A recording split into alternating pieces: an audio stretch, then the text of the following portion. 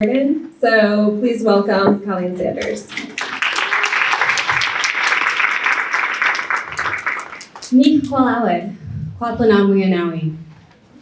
evening, and thank you so much for being here. I'm so excited to see all of you and to have this opportunity to talk with you.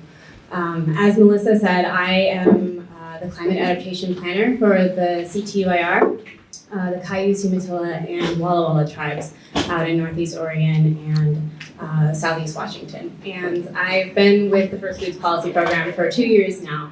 And that doesn't seem like a long time, but it's been a really steep learning curve. And so I am excited to share with you today kind of the 2 years of work that I have been engaged with and how it really relates to water justice in the context of climate change. And I wanted to just start off with this photo. I really love this photo. This is taken by one of our water resource technicians, Craig Coburn, at Thorn Hollow, kind of up from one of the little living areas out on the reservation. And I love it because it really, to me, sums up what it is that we're doing when we talk about climate adaptation. We know where we are, we can see where we want to be and where we're going, but the valley is foggy in between here and there. And what we're going to have to do is walk together hand in hand and guide each other through and figure out how it is that we come out the other side successfully and justly. And I'm a little bit nervous, so I'll probably take some sips of water here, so forgive me. Public speaking is not always my forte, but I do enjoy it. So today, I thought I would just kind of talk with you about the plan, the climate adaptation plan as it develops. And so it really consists of these 5 chapters that we'll kind of wander through, and I have 30 or so minutes to do this, and so stop me if I'm talking too quickly, but also I'm hoping to really share some good stories with you guys. And as always, working with a tribe, I always have to start with and continually reemphasize my views are that of my own. I'm here as tribal staff, not as a representative of CTUIR. This is very important. The tribe speaks for itself and has mechanisms to do so. And so I am here just presenting my work, and I'm not, anything that I say should not be taken as the position of the tribe. The materials that I'm presenting here to you today have been reviewed by our Board of Trustees, that is our General Counsel, but they have not been formally adopted. So they're kind of a squishy middle ground in terms of how official these materials are. And I should note also that I am not a tribal member. And so I come to this work as a little bit of an outsider, and I'm hoping to share that perspective with you all as a person who is engaged with work with the tribe, who is not intimately connected with the tribe. So when we go to Longhouse is really the spiritual center for the tribal community. When we meet new people, we introduce ourselves by telling the person that we're talking to who our mother is, who our father is, who our grandparents are, and where we come from. And so I thought I would just start off today with a little bit of a different Longhouse introduction to you and just kind of tell you how I got here. And since a lot of you are students, I wanted to kind of highlight the path that one might be able to take in getting involved with this work. And so I grew up here in the Seattle area, but I'm Pacific Northwest born and raised, for better or for worse. And I did my bachelor's in wildlife ecology at the University of British Columbia because I love systems work. And after I completed my bachelor's, I had a hard time finding employment in my field, something that you guys might be familiar with. And so I ended up working at a natural food store for a while when I was living up in Vancouver. And this really was a good opportunity for me to kind of connect the work that I had learned about from my undergrad with larger food systems issues. And so I was getting to work directly with the food service industry and see waste that was occurring, but also opportunities for really helping that flourish. And so from there, I spent some time in Montana as an AmeriCorps and kind of took a roundabout route out to Eastern Oregon with a little stopover at the Washington State University campus in Pullman, Washington. But the intersection that I was really interested in was that intersection of wildlife conservation and food production. Because living out in Umatilla County, the two really are hand in hand. And I wanted to find those win-win situations. And I thought food was a really great way of doing that. And so after getting my master's, I worked for the Umatilla Basin Watershed Council, as well as the extension in Umatilla County. And I really, I want to plug extension, like they're the unsung heroes of all of this. Really, extension agents and the work that University Extension does is really where the rubber hits the road. And so I really encourage anyone that wants to teach but doesn't want to be a teacher, consider extension. And from there, I ended up working for the tribe because of my work with EOC3, the Eastern Oregon Climate Change Coalition, which I kind of fell into a little bit, but really opened my eyes to the impacts that climate change has to everything that we do today. And I've been in this job for 2 years now. Okay.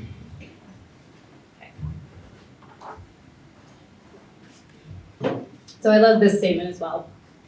Chushnimna inakunasha naman awawakashna wawarakasha. I probably butchered that, and I apologize.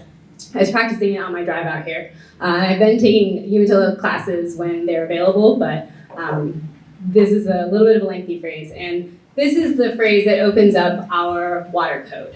So CTUIR, as a sovereign nation, has implemented its own water code that places restrictions on water use and water users within the reservation and is beholden to the Tribal Water Council that makes regulatory decisions. And water keeps all our bodies for us is really a good way of opening this talk, because really that's why we're all here. It all really comes down to water. And really that's the reason that climate change is going to have such a dramatic impact on our lives. So the goal of the climate adaptation plan is threefold. One is to center environmental and social justice, as well as Indigenous knowledge in this planning process. And this is really important because tribal peoples, Indigenous peoples around the world are the least contributing to the greenhouse gas emissions, but are the most impacted by the changes that we're seeing. And so really lifting up those voices, those marginalized voices, especially tribal voices, is essential in this plan.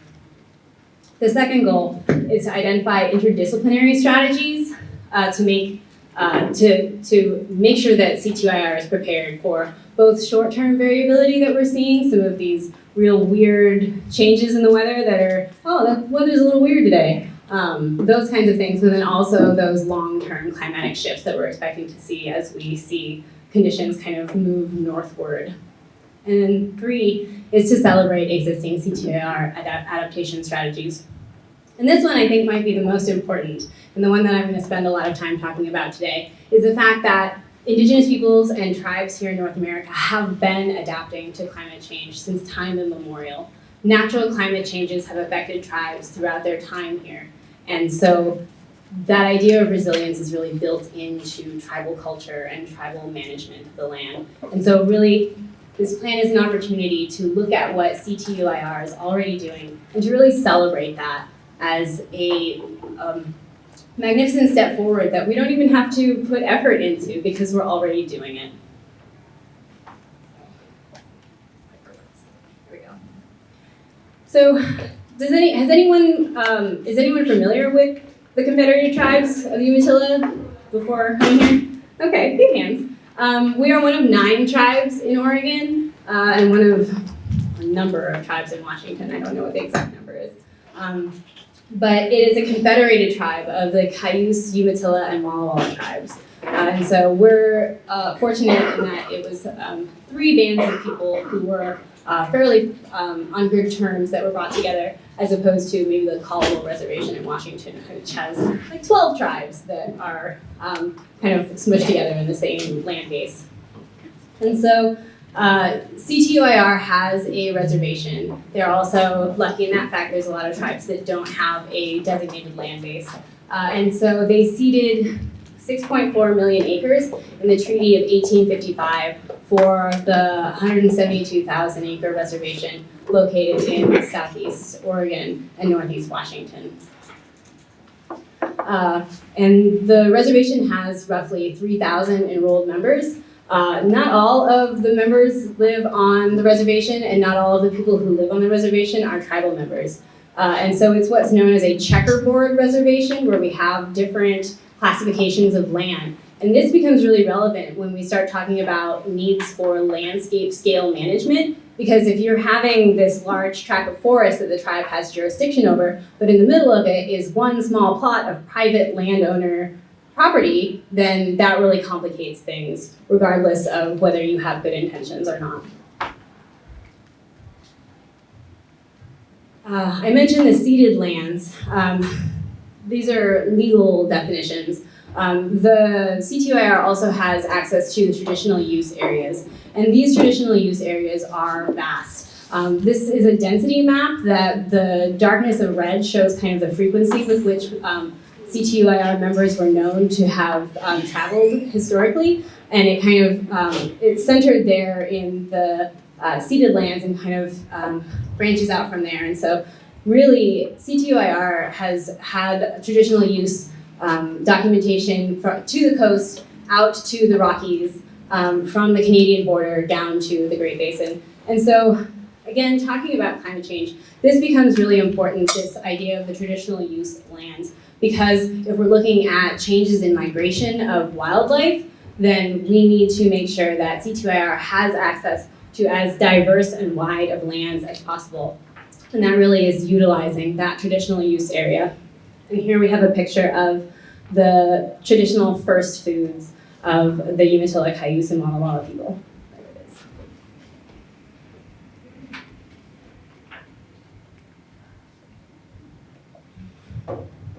So just thought I'd pause dramatically for you guys. Because my position is housed in the First Foods Policy Program within the Department of Natural Resources, our Department of Natural Resources has the First Foods mission. So a little over a decade ago, our department director, Eric Klemps, reorganized this department so that it reflected the indigenous knowledge of the community and really brought that service to the First Foods into the forefront. With this mission to protect, restore, and enhance the first foods for the perpetual cultural, economic, and sovereign benefit of CTUIR. And we do that really in two ways. Population and habitat management goals and actions, and so that's the people on the ground doing the actions, doing the data monitoring, making sure the foods are out there and abundant and safe, but then also natural resource policies and regulatory mechanisms. And that's really where the First Foods Policy Program comes in, is because we're engaged with the outward-facing part of the tribe, the part that responds to legislative requests or talks to the EPA about rollbacks that they're planning to implement. And I had sent Melissa a paper that was published by our department director that really goes into depth about that first foods management and how it's responsive to indigenous culture. So it's a pretty good read, I recommend it. And I really see this plan as an extension of this mission, because it's important that the work that's being done to restore the first foods and return the strength and sovereignty of the tribe be prepared for the changes that climate change will bring to us. And this plan is an opportunity to look at what those impacts are and how our efforts might need to change or adjust in response to that. And here is just a graphic that shows how the department is really organized around the first foods. This is the longhouse table. This is kind of how it's set for feasts, for funerals, for Sunday services. And the first foods really come from the creation story of the Umatilla people. There are a number of videos of language speakers telling this story, so I would encourage you to look those up. But I'll give you a really quick summation of that just for context. So the creation story goes, Creator was getting the world ready for the people who would come and inhabit. And Creator gathered all of the animals and plant species and said, okay, we need to get ready for these people. Who among you are going to stand and give yourselves for the benefit of these people? And so the first who stood was Nusuk, the salmon.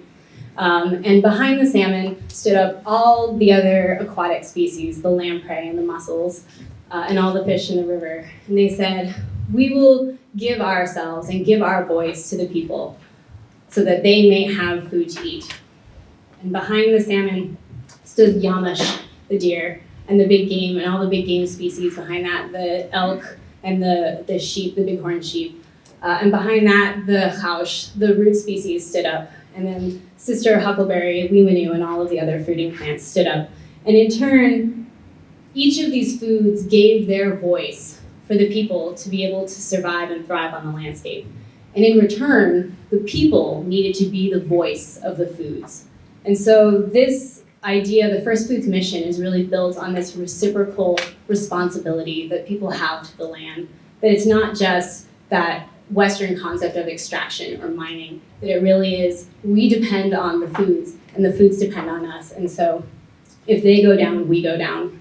And so really each of our Department of Natural Resource programs is designed to address each of the foods. Oh, and behind all of the foods, the water came and was the basis really for everything. I'm sorry, forgot that. That's why we're here, the water, right? The choosh. And so choosh really is the foundation of all of this. Choosh is why we're here. Choosh supports all of the foods and makes sure that life is possible. And so our water resources program is engaged with monitoring water quality and quantity monitoring activities, as well as restoration activities that improve flow. Our fisheries program is divided into habitat restoration and supplementation. So we have a hatchery facility that we operate that provides supplementary salmon populations in addition to the natural populations. Our wildlife program is engaged across that traditional use area, looking at wildlife species interaction problems. And then our range agroforestry program really addresses our forest and grass slopes, as well as that traditional agriculture that the tribe is engaged in. And over that, we have Here I Am First Foods Policy Program, and then our Cultural Resource Protection Program really makes sure that what we are doing is really in line with cultural practices. Oh, there it is. So the First Foods mission requires that not only do the foods be available and abundant on the landscape, but that tribal members be able to access them. And access is a really interesting thing because it's both tangible and intangible. So we need roads and bridges for tribal members to be able to get to the places where they used to gather, especially for elders. We need to make that easier, but also intangible. So we need to make sure that there are laws and regulations in place for tribal members to be able to access lands on their traditional use areas that they have historically, and work with multiple parties and entities to make that happen. And indigenous food systems are different from a conventional food system because a conventional food system says, okay, how do we modify this landscape so that we can plant things that were not here for their success? Whereas an indigenous food system says, okay, what's here that we can eat? And so really it's a highly diversified, very seasonal, very circular, very reciprocal relationship between the people and the land that support them.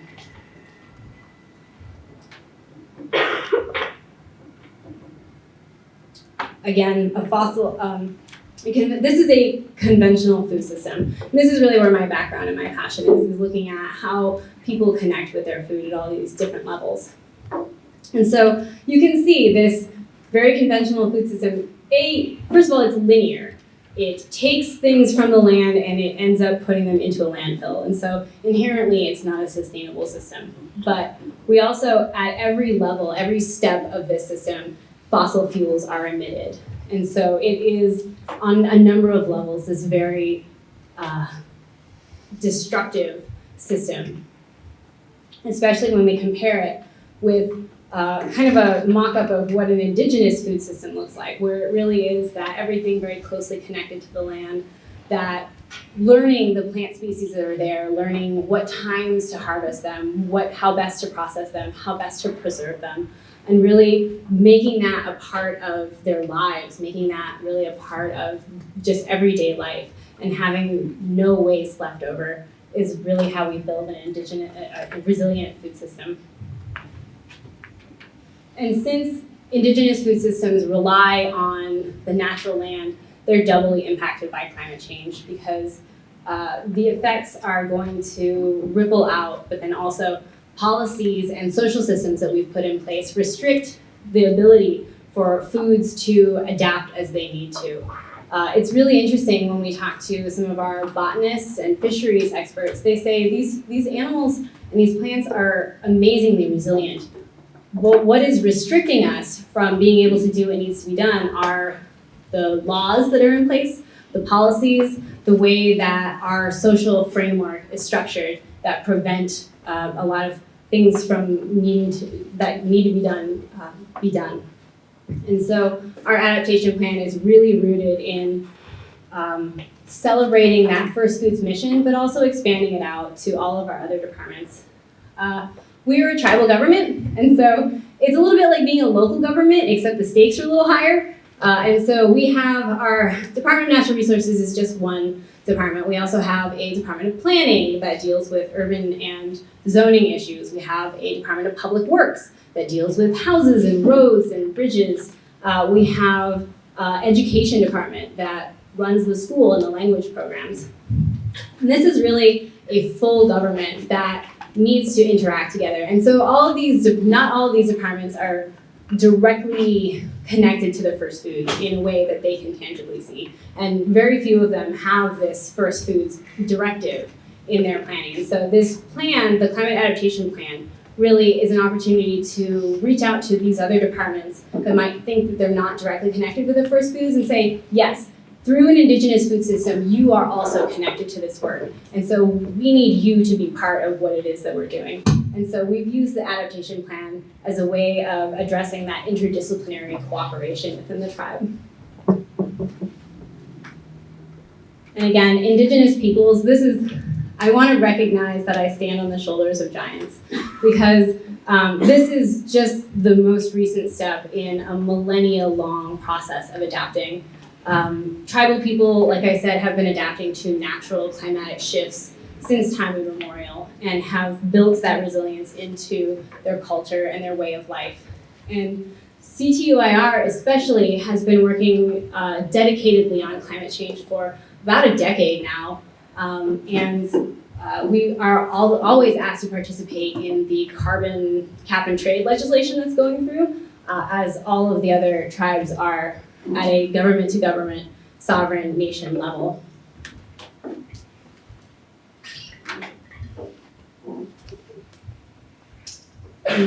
So this class is water justice. And really, that's what climate change is going to hit the hardest, is the water. Especially for us in Northeast Oregon. We have a rain and a mixed rain snow dominance hydrology system. And so what that means is part of the year our precipitation falls as rain and part of the year it should fall as snow. And that's kind of in contrast to coastal areas, coastal watersheds that have more rain dominated precipitation fall, and compared to places like the Cascades and the Wallowas that are really high elevation that see much more snow. And so we exist at a mid-level elevation. And that's important because that is the topography that's going to be hardest hit by our warming winters. And when we change the way that water falls, the way that it interacts with the landscape, that has these cascading and compounding rippling effects across the landscape and the way that the First Foods are beholden to that. And so we really see the effects of climate change kind of fall into these three overarching impacts. One is that winter rain will fall instead of snow, or we will see an increase in frequency of rain on snow events, which is what we had this past week. This will cause an increase in summer drought severity, as well as more frequent wildfire and the smoke associated with that wildfire. And here I have a graph from the Pacific Northwest chapter of the 4th National Climate Assessment that kind of shows this really generic estimate of Pacific Northwest hydrology and how it is expected to change throughout the century. The black line is what we expect to see historically, where we're having that snowpack accumulate there in the winter. We have those spring freshets really run peak flow in the spring and then kind of taper off to base flow in the summertime and then start to pick up in our rainy falls.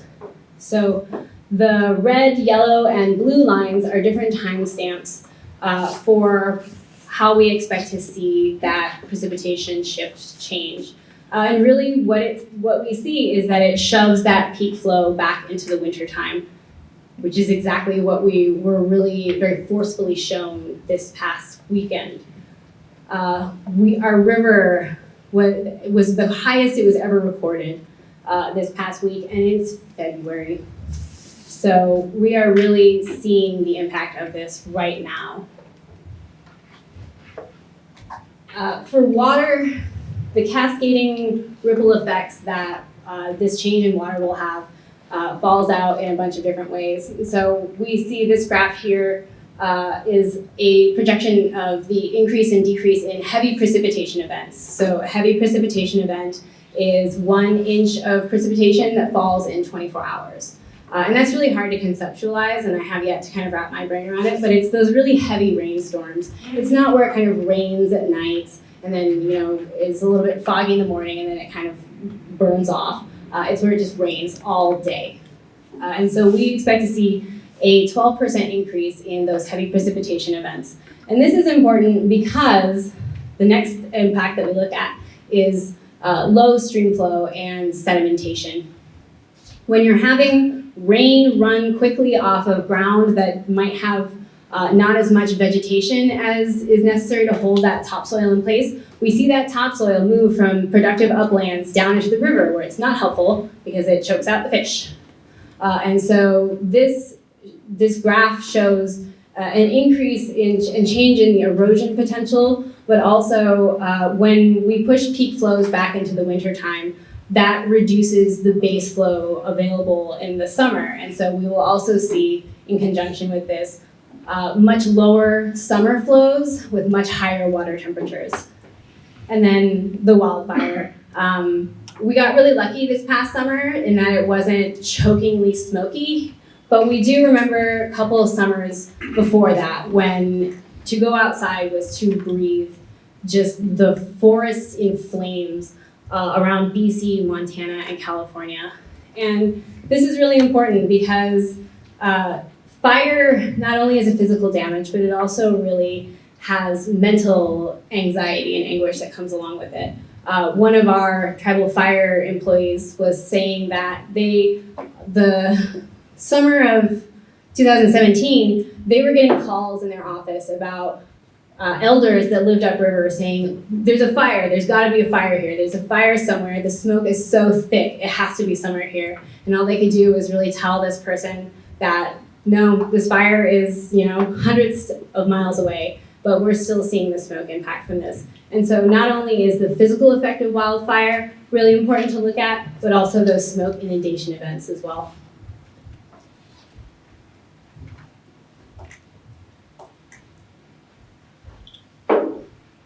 Sorry, I'm a nervous speaker. So this very colorful circle is really the summation of my 2 years of work and the direction that I expect the plan to take. I am not a data-driven person. Like I see numbers and I see charts and I'm just feeling like, oh, I don't want to look at it.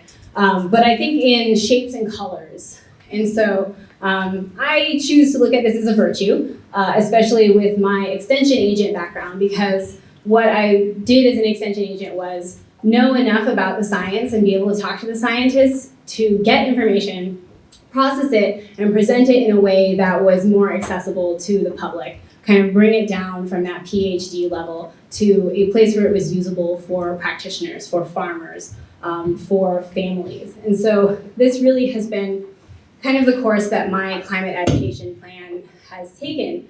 I've spent the last 2 years learning as much as I could about the various climate change impacts and trying to classify them into different ways that it impacts CTUIR's indigenous food system. And so I've come up with this guiding map around those 2 years of meditation on the subject.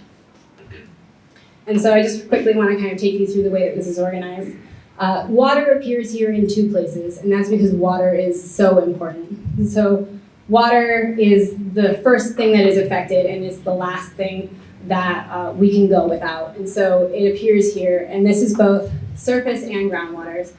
Our groundwater is essential. CTUIR is a predominantly groundwater dependent culture, we have surface waters, but our basin is incredibly overallocated for industrial and agricultural purposes. And so really that groundwater is a life stream that is often underrepresented and underappreciated.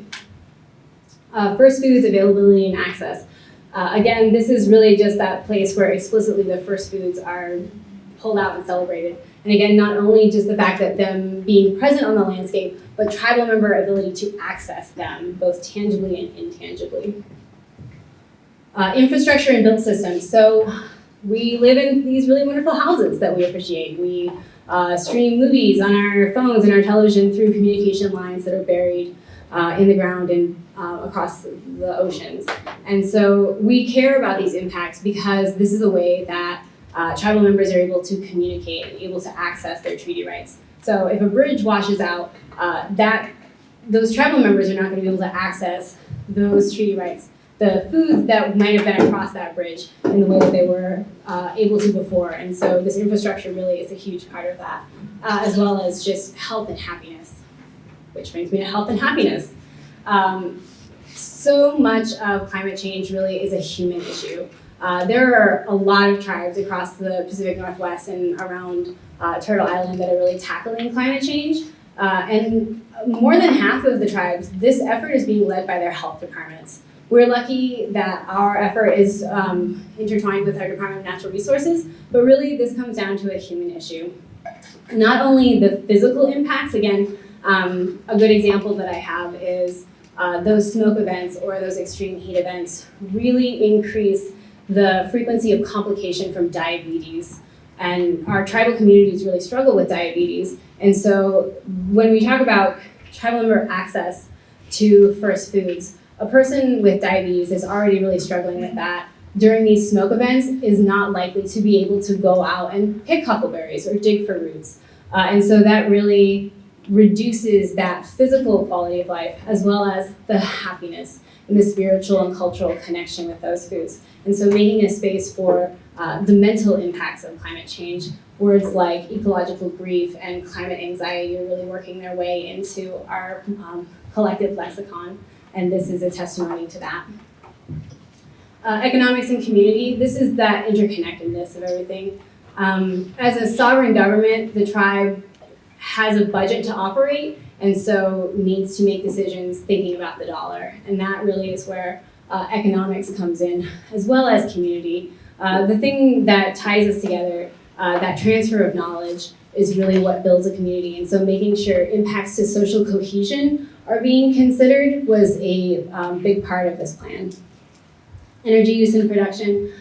So tribal members, when they harvest their deer or their roots, they bring it home to the longhouse to process it. The longhouse has lights and they have a modern kitchen. And as we've seen in California, the energy sector can be responsible for some pretty devastating disasters. And so considering energy use, not only the use and demand side management, as well as the production, where we're getting our energy from. And then as tribal staff, everything that we do is to support the sovereignty of the nation and the ability of tribal members to exercise treaty rights. And so this really demonstrates that all of these things are connected and all of these colors have impacts to one another. When I first kind of was putting this map together, it was a triangle because I kept kind of coming up with these kinds of interactions, these shapes. And so in the triangle version of this map, I took this to our Economic and Community Development Committee, and our general council member at the time said, "We think in circles, please make it a circle." And so I was like, okay, how do I make a triangle a circle? But I think it worked out really well, and I'm really thankful for that suggestion. But those triangles, those initial triangles, still really linger in the kind of pinwheel in the center. And so we're looking at climate change impacts at 3 different levels. One is the short term, things that are already maybe in progress or things that would be really easy to get up off the ground and implement in like 1 to 5 years. Those long-term strategies, things that might require more partnership building or capital to be implemented. And then while I was doing some of my initial community outreach, the thing that kept coming back to me and the thing that people kept saying to me was, how can I be ready? How can my family be part of this? And how can we contribute to overall preparedness? And so as part of that, I put together also an individual and family action component to this plan, because this stuff is scary. It feels a little bit like we're talking about the end of the world. And so people need to have a way to feel empowered around this work and a way to feel included with it. And so I really wanted to make sure that individuals were represented, not just the government. And then the second pinwheel there in the center is kind of, Melissa and I talked a little bit about the triangle, the idea of addressing things interdisciplinarily so that we have we're preserving natural functioning systems and making sure that we're increasing and supporting those very highly efficient, naturally functioning ecosystems, as well as our built systems. And I kind of consider some of our stream restoration activities to really be one of those built things, because we're going in and we're moving things in the channel, or we're manually rearranging the channel so that it flows in a way that captures water more. But then also things like energy improvements in our buildings and stormwater management. And then social, again, the way that we come together, the way that we share knowledge is a huge part of this. This was originally labeled education, but I needed a place to put policy actions, and so really that social component is an integral part of this. So I will spend the next year doing community outreach with the plan, with all of this, with making sure this document comes from the community. And so again, I am not a tribal member, and so it is really essential that this document have not only buy-in, but tribal member participation in shaping the plan. And so the way that all of this kind of falls out is we have this matrix that we'll go through for each one of these color categories and really populate based on what the community wants to see.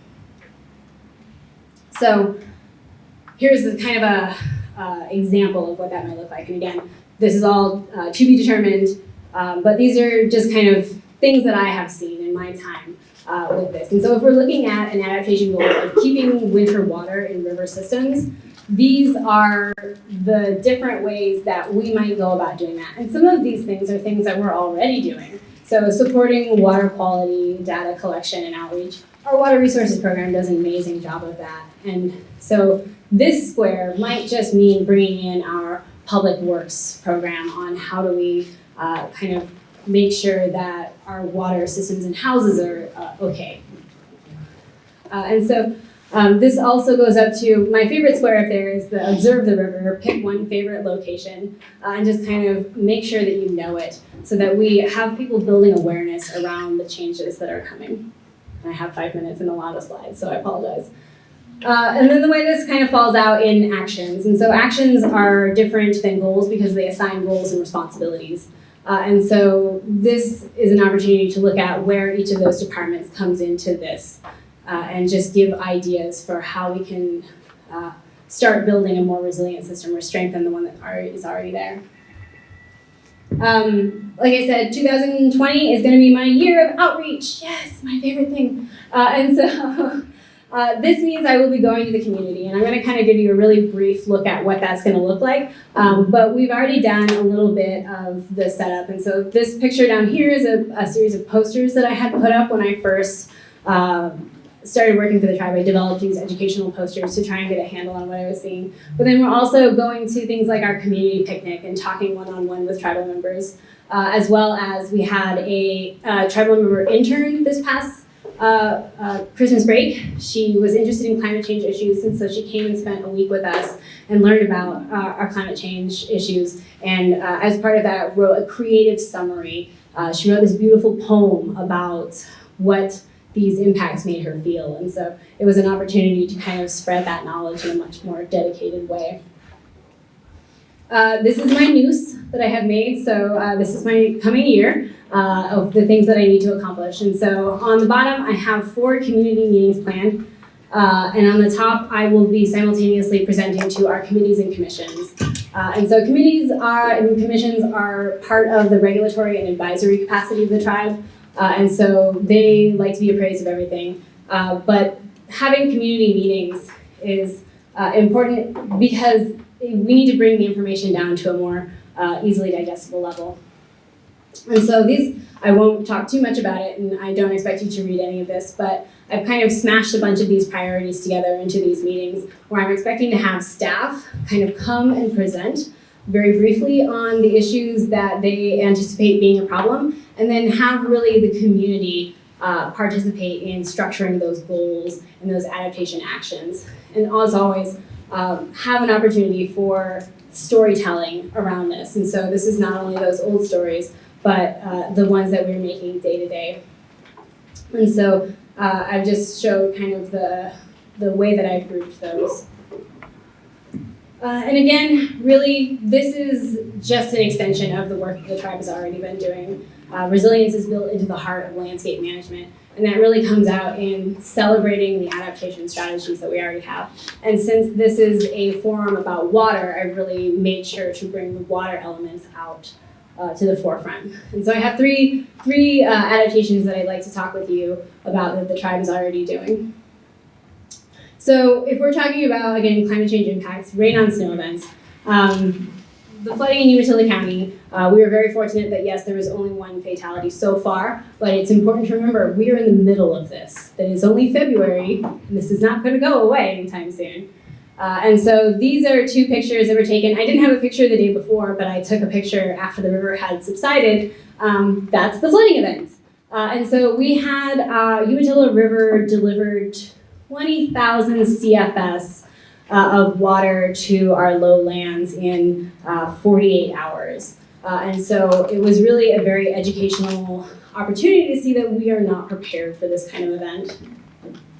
These are some photos of the damage as it stands right now.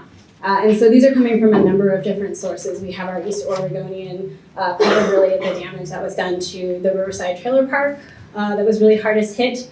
Upriver, one of the roads was taken out, and actually several of our fisheries crews' roads for restoration have also washed away.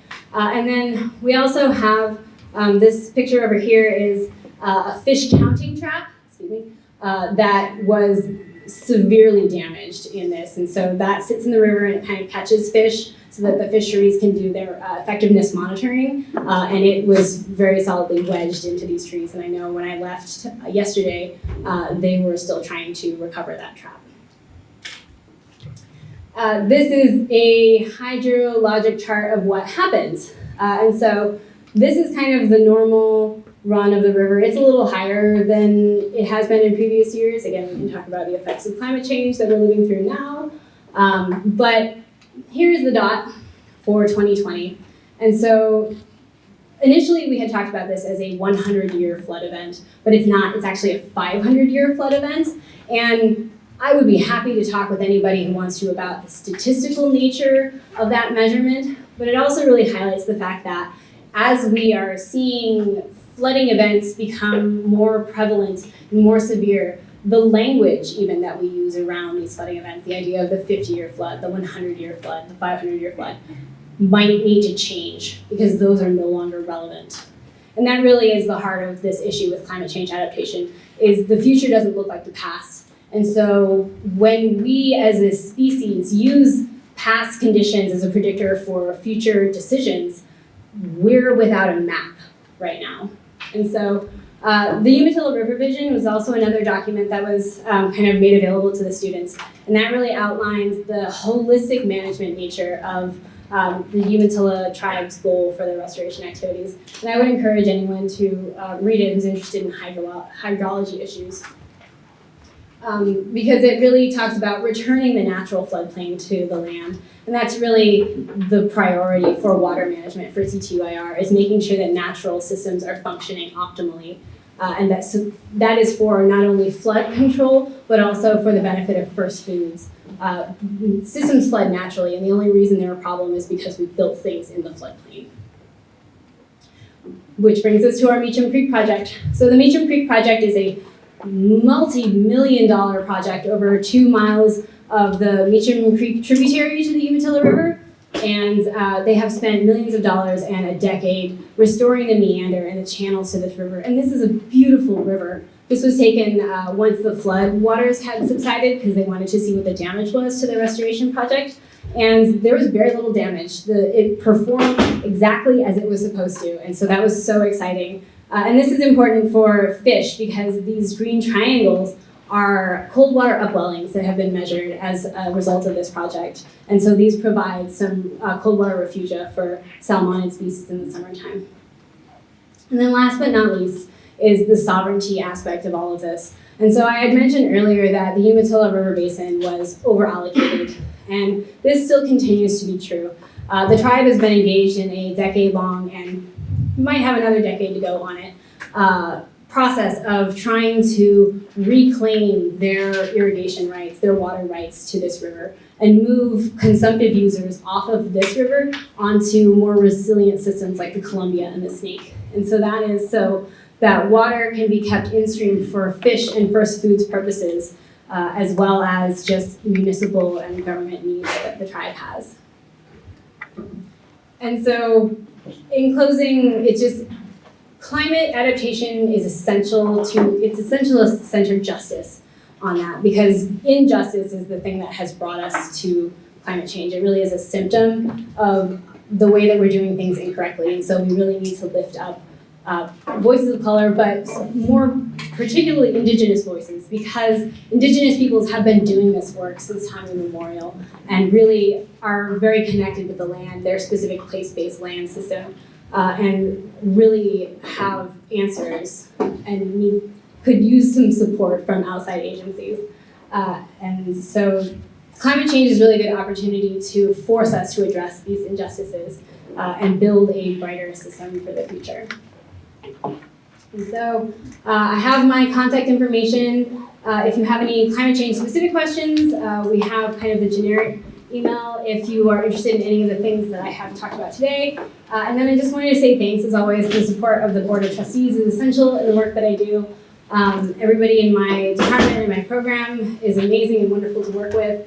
And then we have a number of funders that makes the work possible. And I just wanted to shout out to our workforce intern, Ermaya Butler, who is a student at Washington State University, who came and was amazing during her internship. And then we have Ms. Eleanor Williams, is our AmeriCorps Rare, who's been doing some really wonderful food systems work.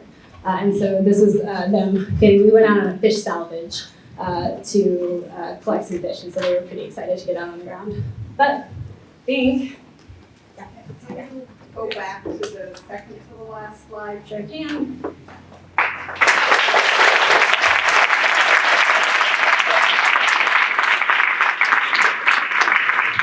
Thank you so much, Colleen. If this is your first time joining us, students who are enrolled in the class for 407-507 are writing their questions on pieces of paper and sending them to the middle. We'll pick them up, and we have time for one or two questions.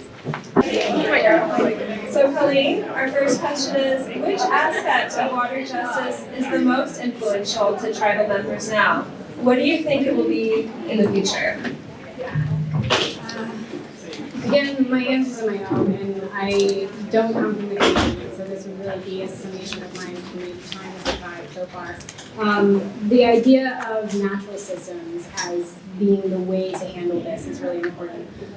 We have the Union Pacific is a really strong presence in our county, as it is in a lot of rural counties.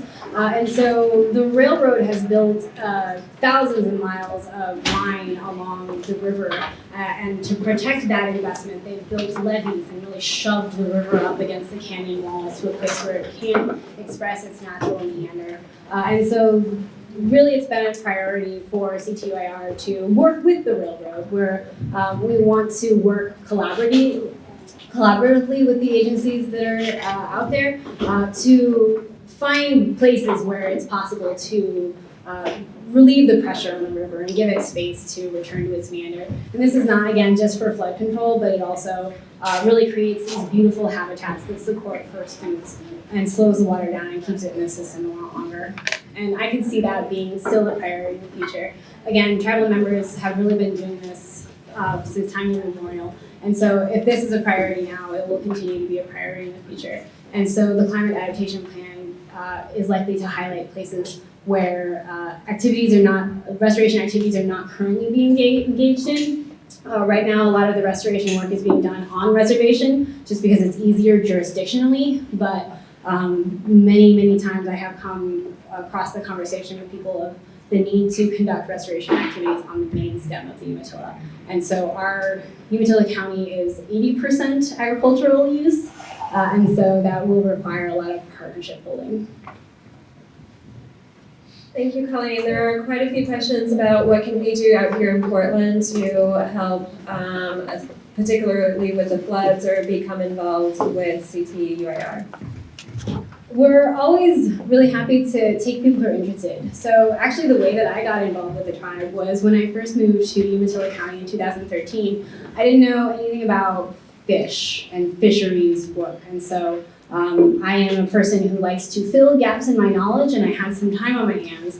And so all I did was send an email to that generic natural resources email. I said, hey, I'd love to volunteer with your fisheries crew and kind of just see what you guys do. And so for 2 months after that, they took me out, their fisheries monitoring crew, they took me out with them and showed me not only what they do, but they had me help. And so my first day out with them, they put a pit tagger in my hand and they handed me this little juvenile salmonid, and they said, okay, time to try.